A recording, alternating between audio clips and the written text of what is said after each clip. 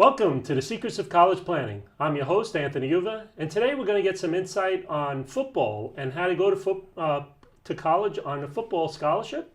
Our guest today is Reggie Truck Brown, and he's the CEO of A Great Day to Be Alive. Welcome to the show. Thank you very much. Yeah, Appreciate no problem. that. So, Reggie, we usually start our guests where they went to college. So, where'd you go to school? Well, I went to school I went to a junior college first. I went to Pasadena City College. I was there for 2 years. And from there, I transferred to the University of Oregon. Oh. From Newark, New Jersey to California to Oregon. You go figure that out. Yeah, so let's go back into high school. Okay. And when does someone start to realize that they're pretty good in football to think about going to football to play at the college level? Is it freshman year of high school? Is it senior year? When did you start seeing that you were really good at football? Well, I think it was my junior year. I had a pretty good junior year. We had a pretty good team, first of all.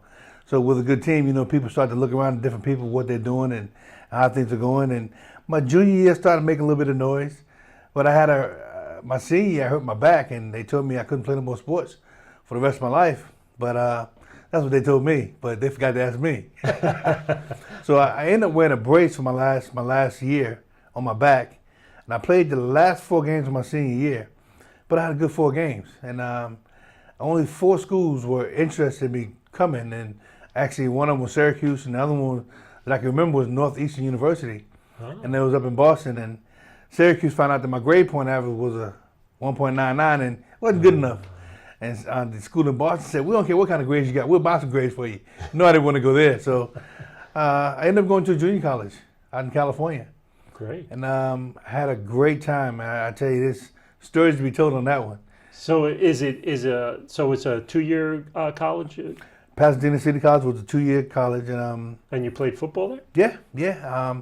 Matter of fact, when I got there, I was number 7 on the depth chart, and but people started getting hurt and things started happening. And my first year, I played fullback, then I played tailback, and I shared duties with a lot of people, and I got a chance to play one game, and because someone got hurt.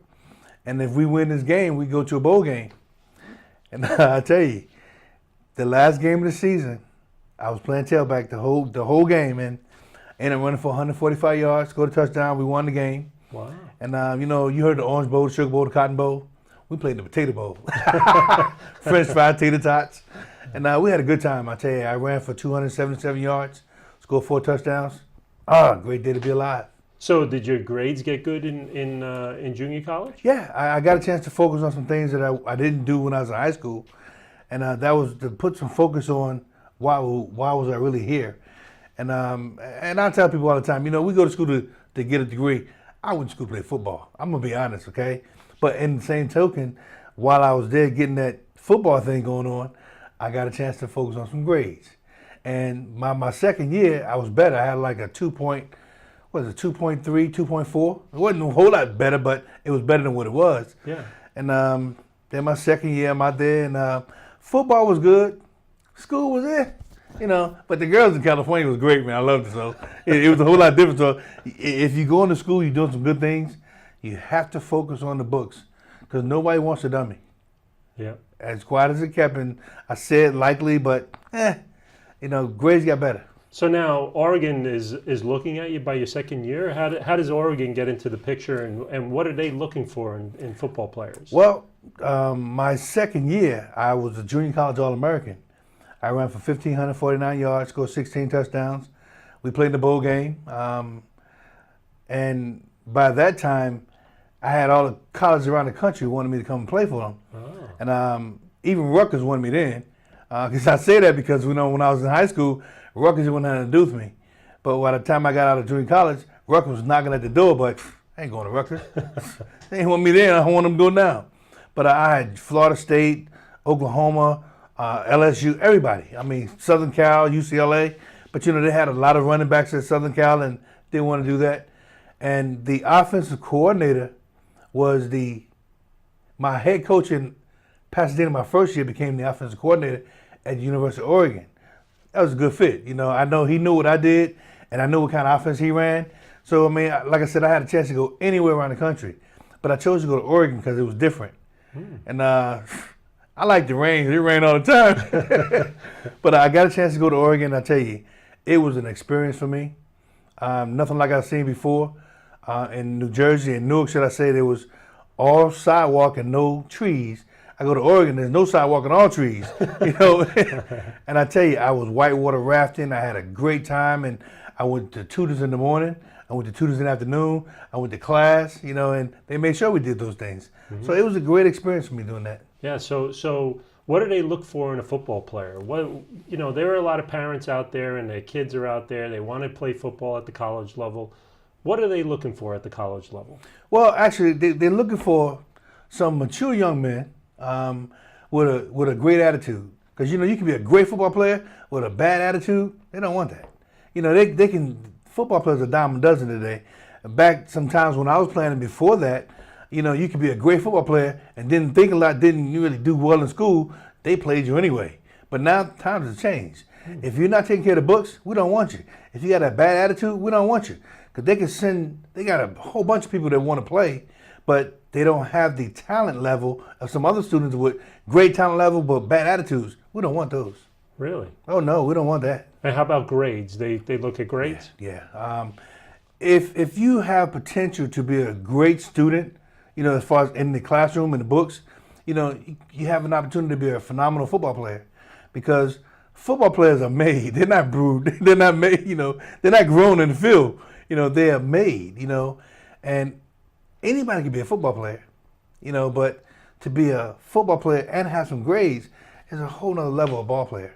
So now you're at Oregon, and you got what, another 2-3 more years to go of school. Mm-hmm. When do you start thinking, hey, I might be able to go to the NFL? Whew, man. You know, when I was knee high to a duck, I wanted to play pro ball. I mean, I was a little guy. I remember one Christmas, me and my two brothers, we got football uniforms, and it came in a little box. The helmet, the shoulder pads, the pants, and the jersey came in a little box, man. And we put it on and went down to the sand lot, and we played football. It was cold, but my favorite team was the Baltimore Colts, and we had the uniform on, and we went down there, and we was freezing. But you know, I wanted to do that, and why I wanted to do that, because I saw a game and all these people were hollering all you know, yay, screaming the name. The guy scored a touchdown. They was like, yay! I want some of that, you know. So while I'm in Oregon, I have an opportunity to see this thing happen right in front of me. And I mean, we're talking about 50,000 people. I score a touchdown. It's like, yeah! I'm like, yo, I want that. And at that time, we had a pretty good ball club, you know, and we played the Pac-10. You know, Pac-10 is a very big, you know, big league. Sure. I would say, and a lot of talent, a lot of guys going to the pros. So I figure, you know, if I do pretty well, you know, and keep in the classroom, I may have a shot, you know. And so lo and behold, you know, I kept doing what I was supposed to be doing. I stayed in the classroom, and one day someone called me and said, "Hey, come on, play for us." I'm like, "Yes, great! I got an opportunity to do this, man." So it was exciting. So now you're in school. What are some of the things that you can remember of how long it takes? What's the process that you're going through throughout the whole year? Like, do you get to school in July? Do you start working out as soon as July hits? Is it September? You know, what's your workout schedule? What happens all the way until you end up finishing the football season? Is it an all year round type of thing? Well, football season nowadays, it's an all year long thing. You know, you can't participate during football season. As soon as football season over, I'm gonna go party, I'm gonna go hang out, I'm gonna go to the beach. Yeah, you be behind everybody else after that, because nowadays the ball players are much bigger and they're much stronger and they're much faster, and that's because they're training differently. You know, I'm not sure what they're eating, what they're feeding these guys now, but they're like, I was watching the game the other night. For this guy, a kid from Alabama or LSU, he's 6'7", 300 pounds. I'm like, he run like a deer, you know. He got to follow, you know, he chasing me, man. I'm like, I don't run like that, you know, but that's how they're being brewed now. I'm going to say brewed or bred, but they're a lot different now. So training is something that you do all year long. And even when I was in college, you know, during high school, we practiced during football season. But when I got to college, it was different. You know, you had spring ball, you had to be ready for that. Then you had the summertime, you had a little bit of time off. So, but when you came back from summer break, you got to be ready because the season's going to start. Mm-hmm. So it's an all year long process. And as far as school is concerned, I mean, summer school you might have had a break, but it depends on how you did during the year. Yeah. But nowadays they focus on students. You got to be that student comes first. I don't care how good a ball player you are, they'll let you go because if you're not taking care of the books, you can't help us. And a lot of kids get suspended now because they failed a class or they didn't do well on the academic part, so therefore they don't get a chance to play. Well, that's a big question that the families usually have is, is it all about just football and there is no classes, or do the coaches tell you, go to class and they give you tutors and that kind of stuff? What's your take on that whole thing? Well, I had tutors. I went to tutor in the morning. Matter of fact, I tell you this one concept of this class thing with the tutor. Me and algebra, I could do math. I could add 2 and 2, and I could do timetable. But the algebra stuff, man, I couldn't get. It took me 15 years after I finished playing to get my degree because I couldn't finish algebra. And but I went to see this tutor early in the morning before class, and I stayed after class, and I went to see her late in the afternoon because I couldn't do it. And she said, "Well, just take it pass, no pass, and you just try it. Now I had to pass you if you try it." So I went there and I did it, and I did it, and I did it. But I never could grasp it. I mean, I did much as I could. For whatever reason, it just didn't work for me. But they passed me because I was there. I tried it. I mean, I was doing everything I could, but for me, I just could not do it. But again, I was there. I was doing the best I could, and again, we took it pass, no pass, so you couldn't fail it. Or well, then again, you could if you didn't try. You just didn't show up. But I was there. But the coaches are behind you. They want you to go to class. Yeah. They're very strong on the academic part. I mean, I don't know about any other school, but I know where I was at. They made sure that we took care of the books. And if anybody needed a tutor, you go they get you a tutor, and they make sure you went to the class and you saw the tutor. Because again, if you don't take care of this, we can't count on you on Saturday. Yeah. And we're counting on you to play. So if you don't take care of your part, then we can't do what we need to do. Now, does the school handle scholarships as well? So everybody on the team is all on scholarships, or is there some walk-ons? How does that work? Well, there's some walk-ons. And anywhere you go, there's always someone that wants to play and don't have the talent level to be on scholarship. And it's kind of iffy some kind of way, if I can say, because for me, when I came out of high school, I went to a junior college, and it wasn't a scholarship. It was, I guess, BEOG and SEOG, all kind of different OGs things going on. But I got a chance to go there and played, and for whatever reason, they paid for me to go to school, and I had a job that took care of some other things, through the school. But when I got to Oregon, I was on full scholarship. They paid for everything. Mm-hmm. I couldn't have a job then. Right. I couldn't do anything. And that's a hard part because, you find a lot of kids going to school, they're driving nice cars, they got all this. I had a bike. I don't know about anybody else, but I had a bike. But there are some boosters and some alumni, they take care of the guys in certain ways that it is correct. I never went hungry. I always had food in my freezer. I had one associate, I guess you would call it, and still today, 35 years later, I mean, this guy still calls me and say, "Hey, Reggie, I love you." I'm like, wow. I'm like, great, man, and he calls me all the time, It wasn't just something that he did because he was trying to get a little raise and how he did what he did, but it was some people that truly cared about the student athlete. And I had a blast, man, and I'm grateful that I've met some people in my life and they're still in my life because it was something that I went to school to get a football scholarship, but I got some friends along the way, and it made me a better person, It taught me some things in life. So now you finish up your career at Oregon, mm-hmm. and you get drafted in the NFL. Mm-hmm. So I was looking online today, and it said fourth round. So yeah. you went in the fourth round. Woo! The 95th player chosen, man. I'll never forget that. I was excited just to get an opportunity to play. I didn't care when I got drafted, as long as I got drafted.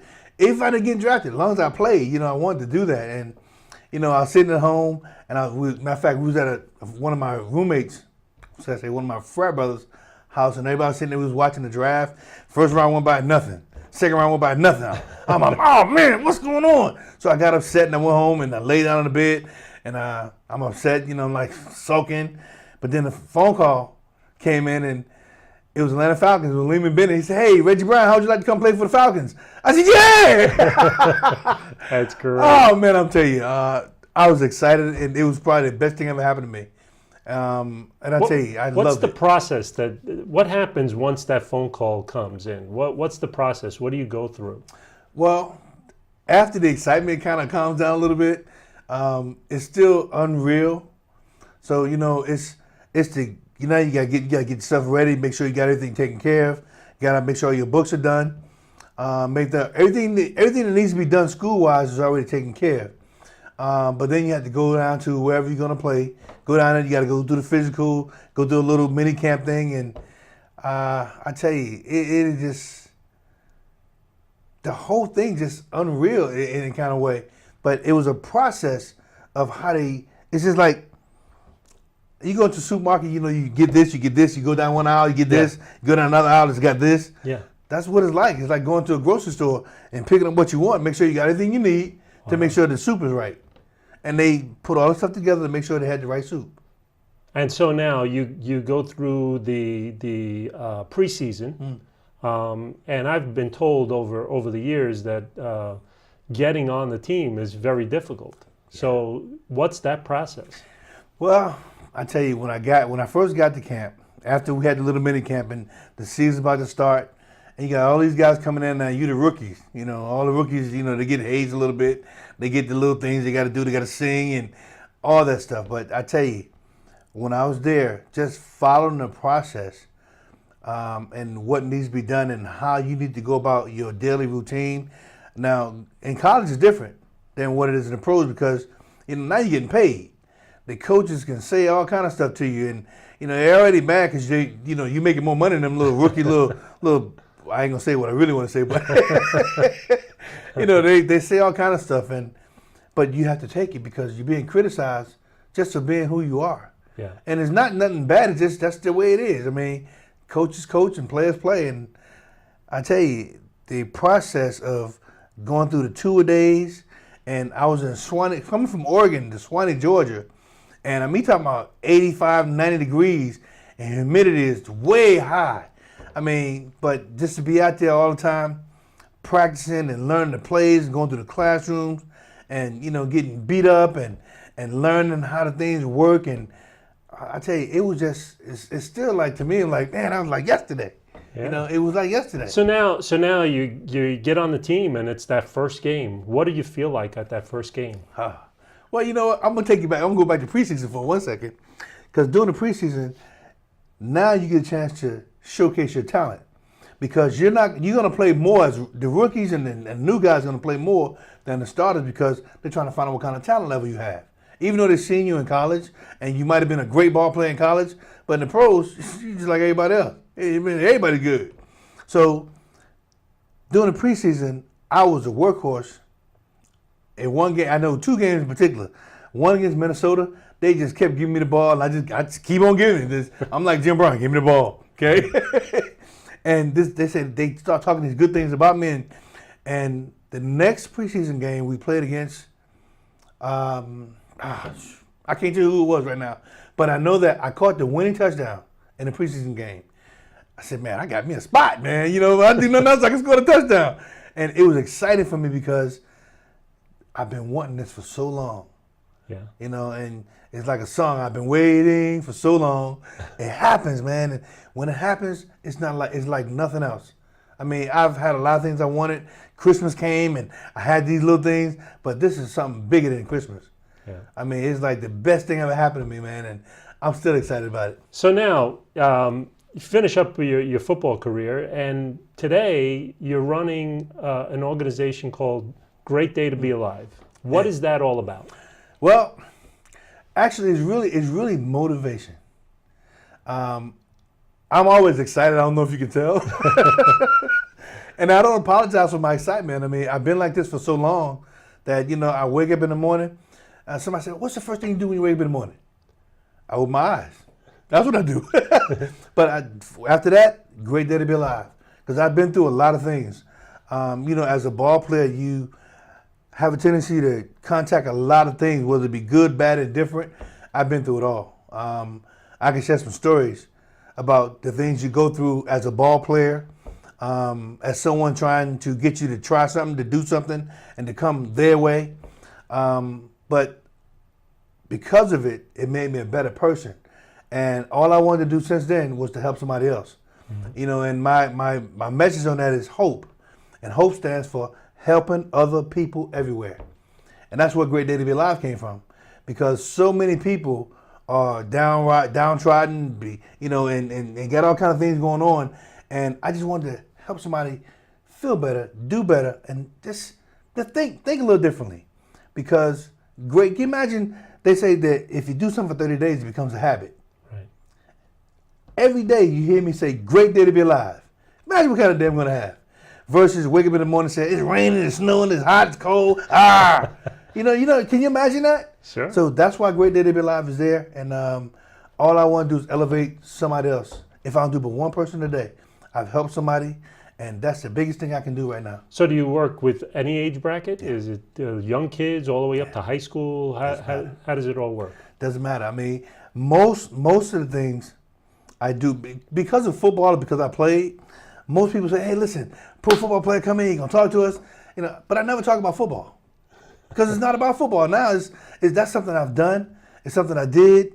But now, can I help you elevate yourself to help somebody else? It's like pay it forward. I saw that movie once as a little kid, and I mean, it's just something that I thrive on that. Because can you imagine if you just help somebody and they help somebody, and it's like the wintertime when it's snowing, everybody wants to help somebody else. But when it's not snowing, they're like, I ain't helping you. Get out of my way. But for me, every day, great day to be alive. Yeah. It's motivation for me. And I ask people all the time, who do you think motivates the motivator? Who does? The people who come in. That's great. Yeah, the people who come in. That's great. Because they want something, and I hope I can give it to them. Yeah, absolutely. So you've had a long journey from Newark, New Jersey to Oregon to Atlanta to, I guess you ended your career with the Philadelphia Eagles. Yeah. I tell you something pretty foul. I was a Duck.